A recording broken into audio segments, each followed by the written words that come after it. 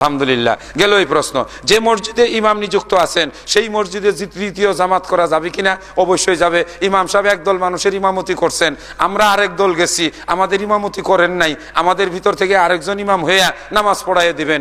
ওই ইমাম যদি ইচ্ছা করেন তাহলেও তিনি আবার আমাদেরকে আরেকবার ইমামতি কইরা বোনাস হিসাবে 4 রাকাত নফলের সওয়াব পাইয়া তিনি দ্বিতীয়বার ইমামতি কইরা নামাজ পড়াইয়া দিতে পারেন। এটা আপনারা হাজী সাহেবদের জিজ্ঞাসা করবেন, মক্কা থেকে মদিনায় যাওয়ার কতগুলো মসজিদ আছে, ওই ইমামরা দিনে যে কয়বার ইমামতি করে আল্লাহই জানে।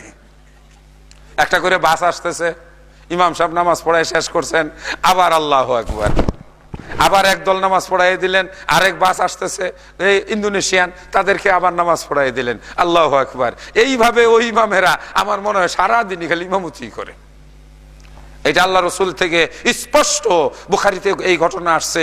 এক সাহাবী নিজের কওমে ওই আসরের নামাজ পড়াইছেন, তারপরে আবার মদিনার মসজিদে আইসা আল্লাহ রসুলের সঙ্গে জামাতে শরীক হয়েছেন। রাসূলের সঙ্গে নামাজ পড়া গিয়া নিজের গ্রামে গিয়া আবার তিনি তার এলাকার মানুষকে গিয়ে ইমামতি করে নামাজ পড়াই দিয়েছেন। আমাদের দেশে একবার ফরজ হইলে আর তার ধারে কাছেও কেউ যাইতে চায় না। ইসলাম খুব সহজ বিষয়, ইন্নামাল আমালু বিন্নিয়াত। আপনি একজন সুন্নত পড়ুয়ার সাথেও ফরজের নিয়ত করে দাঁড়ায় যেতে পারেন। যেমন কথার কথা, আমি মাগরিবের 2 রাকাত সুন্নত পড়তেছি, আপনি মসজিদে ঢুইকা আমার সঙ্গে ফরজের নিয়ত করে দাঁড়াইয়া যাইতে পারেন। আমি সালাম ফিরাই দিলাম আমার সুন্নতের, আপনি ফরজের নিয়ত করে 2 রাকাত পড়ছেন, আর 1 রাকাত পড়ে 3 রাকাত পড়িয়া আপনার ফরজ হয়ে গেল। মাঝখান থেকে আপনি বোনাস হিসাবে জামাতের সওয়াব পেয়ে গেলেন। দেখবেন রমজান মাসে তারাবির নামাজের সময় একদল মুসল্লি আসে, ওদিকে তারাবির নামাজ চলতেছে, আবার বাইরে এশার নামাজ হইতেছে। দরকার নাই, আপনি তারাবির জামাতেই এশার নিয়ত করে দাঁড়াইয়ে পড়তে পারেন।